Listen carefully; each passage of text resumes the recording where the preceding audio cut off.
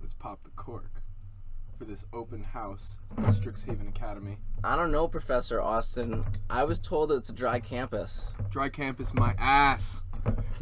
We're Silver Quill in here. We know how to party. Actually, I was supposed to be at the Prismari open house. Ah, whatever. You'll join Silver Quill anyway. We have style. Aren't you a red guy? You're a red guy. I am a red guy. I'm totally pouring this wrong, but here, because I know how to fix things. Oh, you pour yours right, but mine you just give me like the old sloppy Karen. Aren't you a student?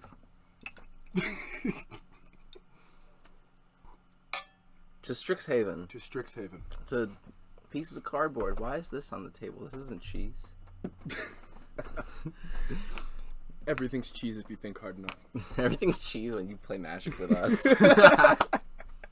How's it going, everybody? I'm Josh. And I'm Professor Austin. And we're here from the University of Elder Drunken Highlander. Elder Drunken Highlander University. Elder Drunken Highlander University. And we're talking Strixhaven. We're here for the open house in order to get parents to send their kids to our school. We have wine. We have cheese to show that we're classy. Cheers to that. I'm an alumni student who's about to... Am I an alumni student? No. Yeah, Wait, I'm a senior year student who's been kissing ass for 3 semesters so that I could give this commencement speech and have a star in my resume. Oh, I'm just a wine-drunk professor in the Silver Quill Academy. Today we're going to be talking about decks for the new set Strixhaven. Austin's gone absolutely nuts, and he's brewed like 12, some ridiculous amount of Strixhaven casual decks. I think I have like 15 decks in the work. Austin's constantly making decks. So Austin's taken a bunch of decks to the new commanders and he's built them. I've taken a look at the community and I'm going to be comparing them to competitive EDH decks that other members of the community have created. So we're going to be comparing the 2 decks. We're going to be talking about the new set and we're going to be drinking some wine, eating some cheese. It's going to be a good time. It's going to be a good day, yeah. I can like reach over, grab a slice of pepperoni, manual dexterity permitting, and... The dex check was not with it. No, my dexterity is awful in real life. It's been getting worse, like noticeably worse lately too. But we digress. So, before we begin, I just want to say we're not going to touch on every single legendary creature that was released in Strixhaven, or we're not even going to be talking about the commander decks, actually. Because, well, that's a different story. Yeah, those are entirely different cards. We're just talking about ones that kind of caught our interest, caught our eye, but we decided to brew with. Exactly. Exactly. So, to start the list, Belladros Witherbloom. The big untappy dragon. I saw this bad boy, and I was like, you know, I've always wanted a Golgari Dragon Tribal deck, so I made a Golgari Dragon Tribal deck. Austin's just always wanted a dragon tribal deck in every color combination, so that's why he's geeking at this set. Elder Dragons, my dudes. Elder Dragons. I'm more of an Elder Drunken guy myself. These wine glasses are comically big. Yep. You can thank my mom. Love you. And shout outs to Austin's mom. Get your mom on the Patreon, Austin. Like my dad is. Basically, this deck is a big pile of Reanimator because dragons are really expensive and Reanimator's really easy and green and black. And being able to untap all your lands and sacrificing pests for mana. Magnifique. Sacrificing pests for mana does seem good because you get the life and you get the mana. Yeah, we'll get more on how good pests are later when we talk about Dina. So your deck, you're just trying to get Belladros into play. Yep. And then assemble some kind of like big mana value play, or like what are you trying to do once? Because I know that your deck isn't just like play a dragon and attack with it. What's the next step? Oh, the next step is beat you down until I can burn you out. So I have things like Exsanguinate. I have what's it called? Windstorm? Not Windstorm. That's one. Hurricane. Yeah, the one that deals X damage to each player. So you can deal 10 damage to yourself, so you can deal 12 damage to yourself and the other 3 players. Mm-hmm. I also have a bunch of ways of sacrificing Witherbloom so that I can bring him back and use his untap again. Oh, nice, nice, nice. Because that's the only way to abuse it, because that's how I abuse Maraseal. And then you were also telling me that you're going to be abusing Ashaya and Ambush Commander with, like, Lathril and shit. That is my Dina build, actually. Oh. But, I mean, we can talk about Dina now. Sure, let's just talk about Dina, because, like, that's... I'd rather you start Dina because before we Okay. Before we talk about Dina, I should talk about... So, I didn't actually have a deck for Bellatrix Witherbloom specifically. That for competitive EDH, he's a little bit too costed to really make him get out there. 7 mana is hefty. It is hefty, and you can't reanimate your commander easily. But you can, if he's in the 99, go nuts. Entomb Reanimate. So Bam! there is a competitive EDH deck that was on the cEDH decklist database until very recently. It's Scion of the Dragon Reanimator. The idea behind the deck is you use Scion of the Dragon to put a big giant reanimation target in your graveyard, turn Scion into a copy of it, maybe do something with that, but mostly you reanimate it and then assemble some kind of winning line off of there. And I think it's about damn time for Scion Reanimator to make a comeback because you have 2 new toys. Toy number 1, Maskwood Nexus, makes your Razaketh in your deck a dragon. So you can put Razaketh in your graveyard, making your commander a copy of Razaketh for 2 fucking mana. That's really, really good in 5 colors. That's insane.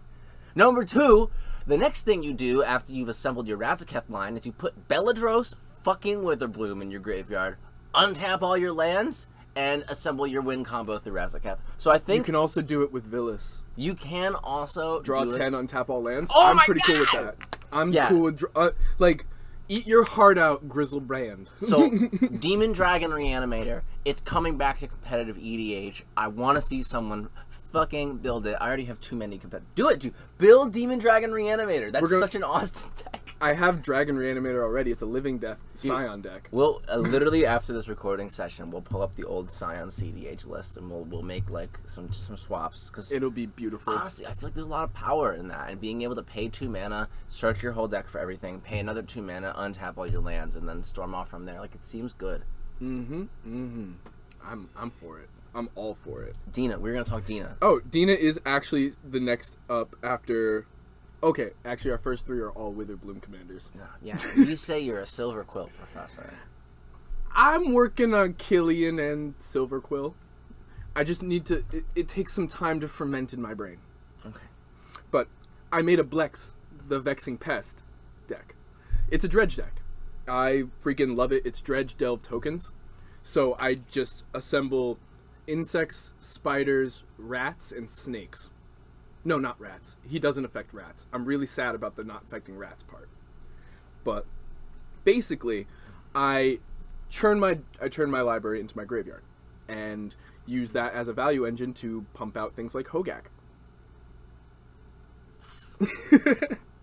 Seems really good. And I survive on pests and insects and things like arachnogenesis. I don't really have a cEDH list for Blex because I think he's getting outclassed by Dina, who's in the every same way. colors. Yeah, I think, why would you build a Blex deck when you can build a Dina deck?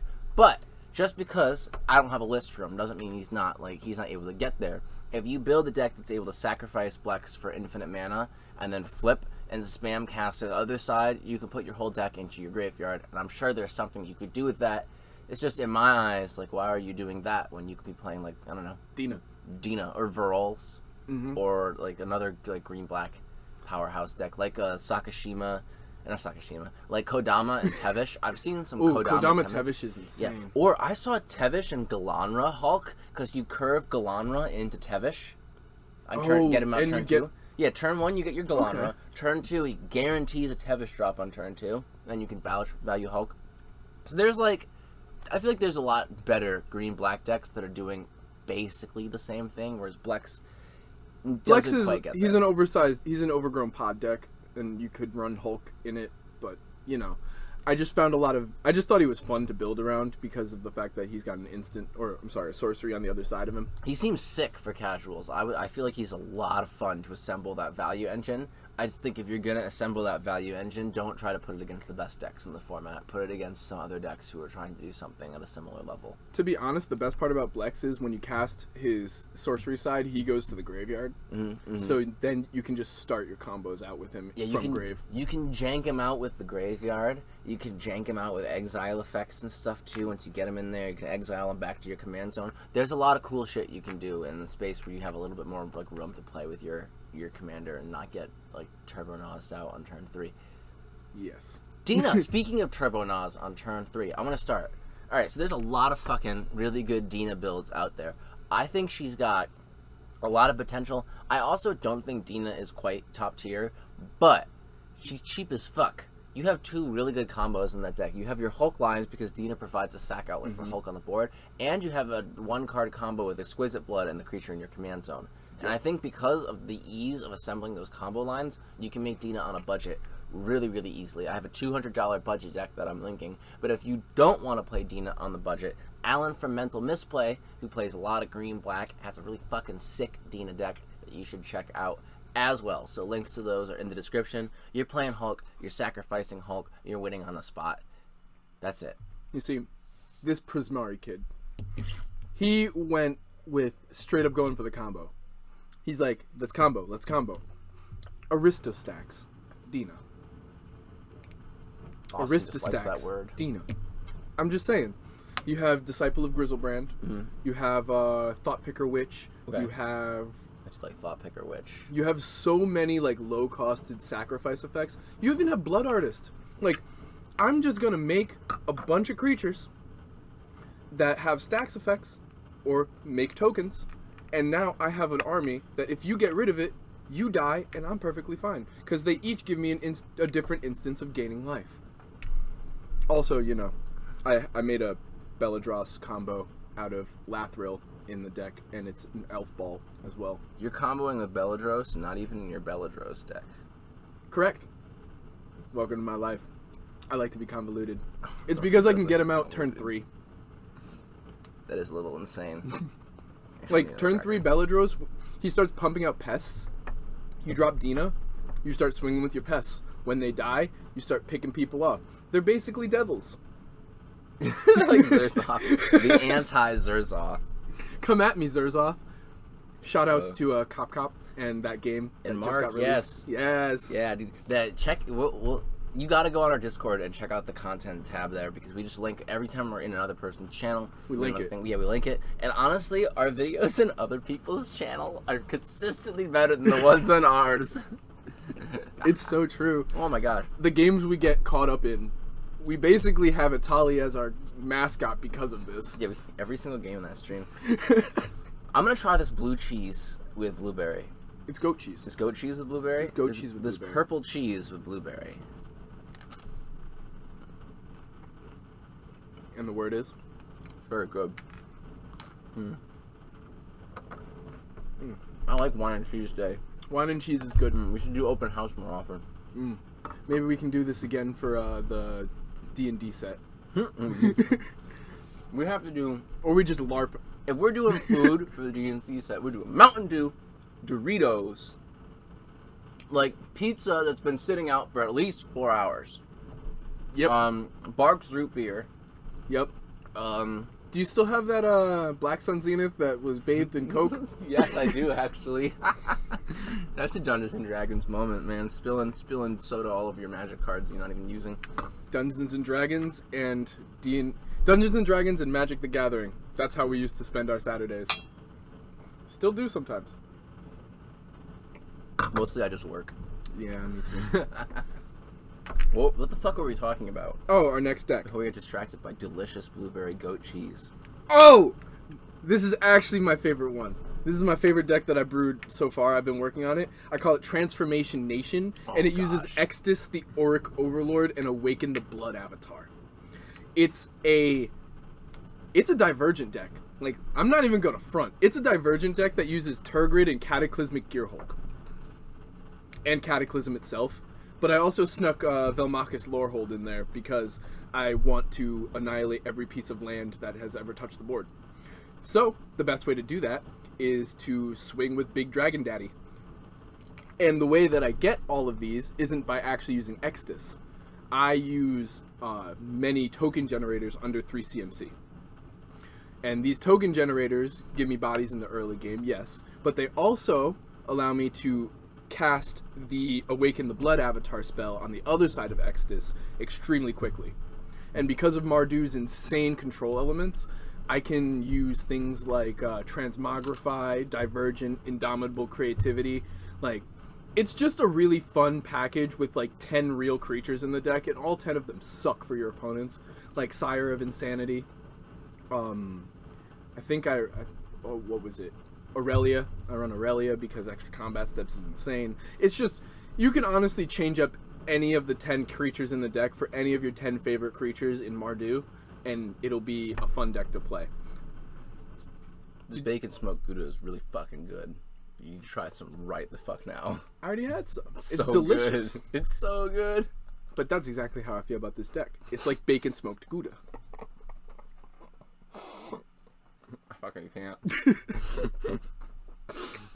It's so Gouda. It's so Gouda, I'm gonna cry. We haven't even made any cheesy jokes yet.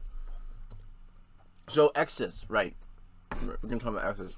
There's a lot of spicy things you can do with Exodus in competitive EDH. I was not pro Exodus initially. I was like, this seems just like a worse Tim Najeska.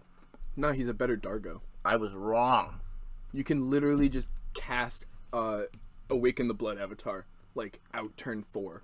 And actually not even turn 3. You can do a lot of spicy ass shit with Exodus. Also, for Turgid. example, Turgid belongs in the deck build no matter what. I'm just saying. Something I overlooked with Exodus, he has double strike. That means shit like Haze of Rage gets really good with him. You can use it to return your value creatures like Fairy Macabre or Street Wraith. Yep. So that you can like draw an extra card every time you cast an instant or sorcery spell with Street Wraith. Seems really good. The double strike is really good with Haze of Rage. It's really, really good with Azra Oddsmaker. Ooh. There's a lot of insane stuff that you can do with it. And he has a nice little compact combo with Worthy Cause, which lets you abuse like Sack and like ETB and other kinds of effects anyway. Also, he's a Magecraft, so you can smog yourself. You can indeed smog yourself. Like, there's a lot of stuff that you can do, and it's really, really powerful. Oh yeah, he's also in red, so you can smog yourself for Kiln. Yep, you can Storm Kiln. You can Storm Yeah, Kiln. there's a lot of different stuff that you can do. Honestly, I don't think any of those Magecraft combos are actually good in him. I think you use the Magecraft for straight up value and then assemble World Gorger Dragon or some kind of Turbo Nos pile. I like that. I like that a lot. Like you're just playing a Mardu farm deck with like a cool like alternate Dark Blast line or like a cool like alternate like Haze of Rage line. You just have like some cards that abuse like effects and accesses that cEDH decks don't normally have access to with the honestly, I'm just really enamored with being able to discard Fairy Macabre and Street Wraith every time you cast an instant or sorcery spell. That's really good. Like, pay 2 life, draw a card on every instant or sorcery spell you cast is really good. It's really good. Magnifique. Magnifique indeed. So yeah, the list that I'm showcasing from the community is from someone from our very own Discord server who's also a mod on the Jessica Junn Discord server. It's Nick's. He's been working on this deck for a while, and his list is pretty dang sweet. So you should check it out if you want to see some of the crazy degenerate shit that Exodus can do in competitive EDH, whereas he sets up infinite mana with his front half and then uses the back half as payoff to win. It's pretty busted.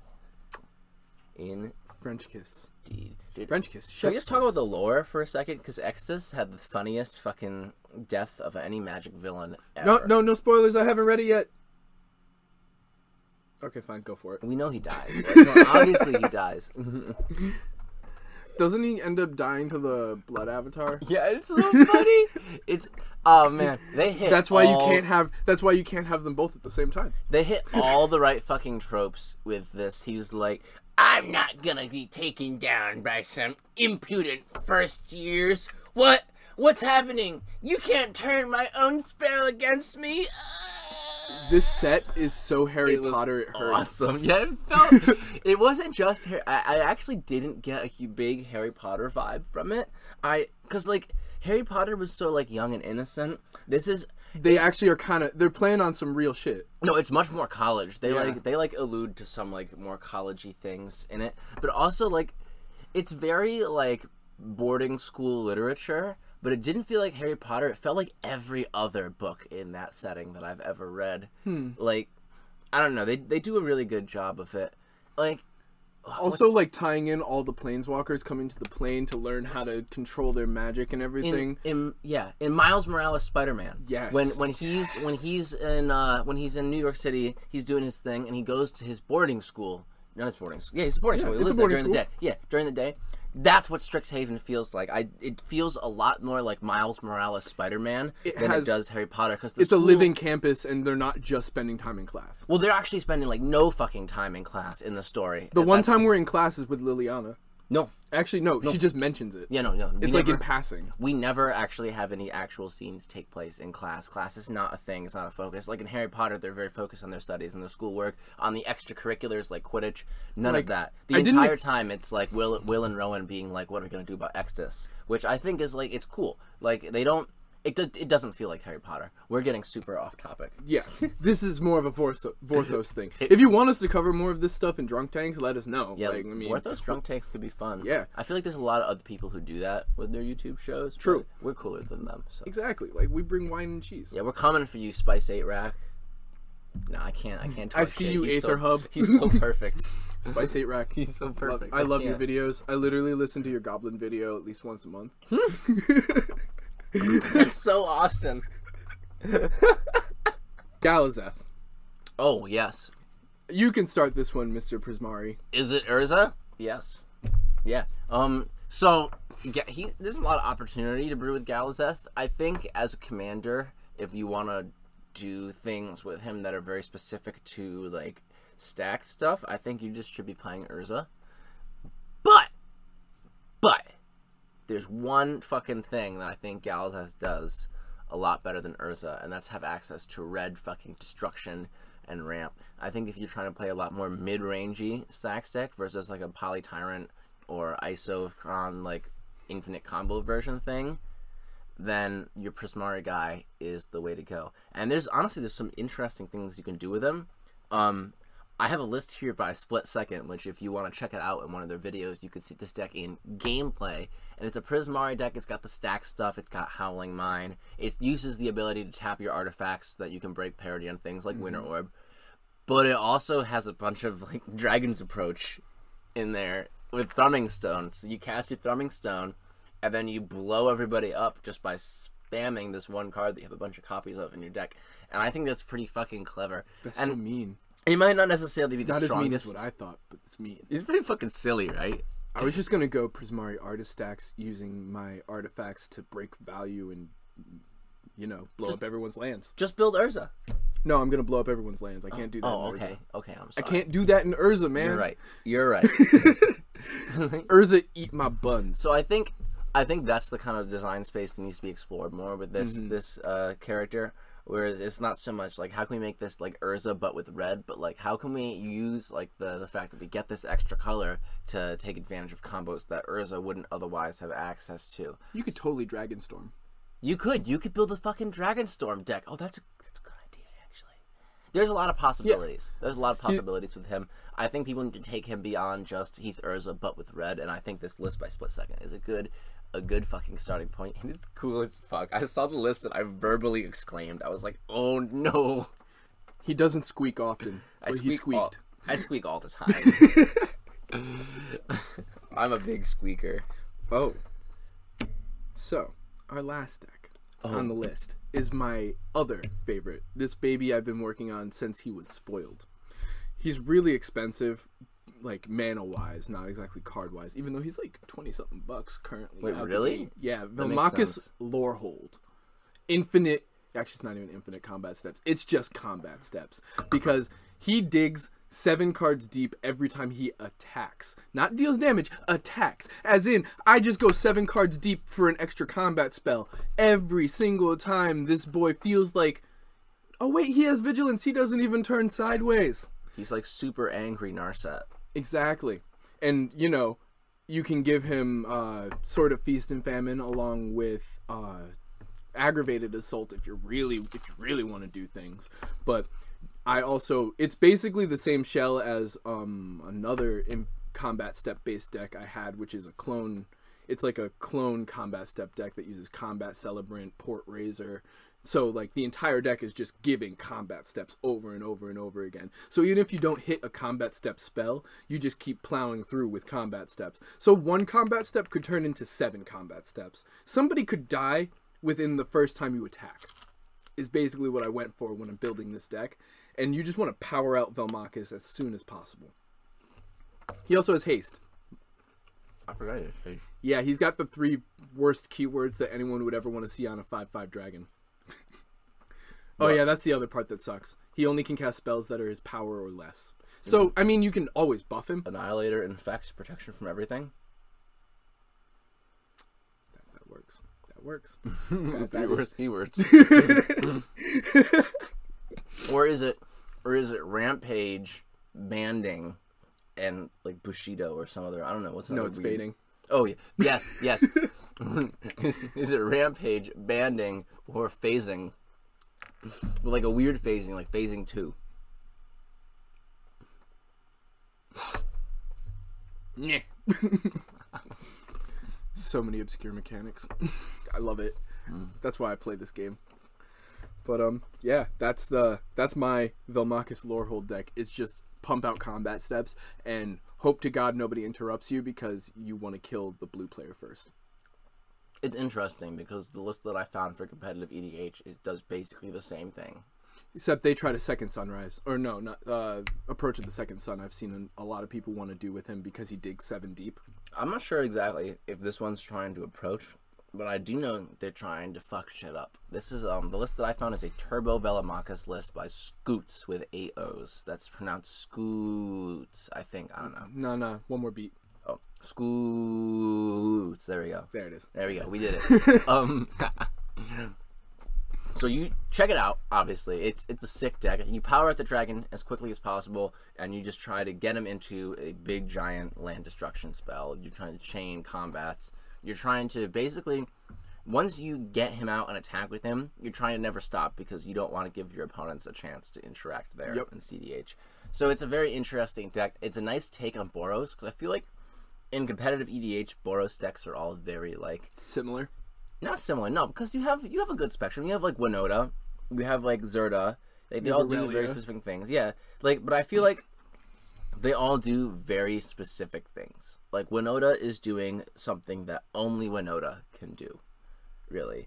So it's nice to see like a Boros deck moving into a space that's a little bit different. This is very Spellslinger, which is interesting because it's on a humongous dragon. Yeah, it's like not it's not in like a space that like high-powered or competitive Boros decks are operating in right now. And I think that's true for all of the Lorehold stuff, which is sweet. The other guy, Osgir, who we're not even talking about because... Is that the one that like you make an artifact into 2 artifacts? We're talking about him now. That's the Mirror of Fate guy. You fucking exile a Mirror of Fate from your graveyard. And then you get your Mirror of Fate back. You get 2 Mirror of Fates. And then you could use one to exile your whole deck, and use the other one to put whatever 7 cards you want back in. You stick a Ugin's Nexus in there somewhere, and now you've got like some crazy artifact combo deck in Boros. I love that. It's fucking awesome. I know people have brewed some crazy 15-step combo that exists. There's a Discord for it somewhere. I don't know anything about it, so I'm not going to link it. All I know is I saw that guy spoiled. I immediately went to Twitter, and it's like, Mirror of Fate! Mirror of Fate right now! Play this guy with Mirror of Fate! It's so good. It's so good. I'm very happy that Mirror of Fate finally has a deck. So that's when we'll close it. Yeah. Mirror of Fate. Because we've been rambling for a half an hour now. Thank you for coming to our open house. Please, I hope you consider sending your young mage to Strixhaven College. Join Silverquill. But most importantly, remember, untap, upkeep, drink, and eat cheese. And sausage. It's pepperoni. Same difference. That one went well. Indeed. It's one of our best ones yet. I do concur.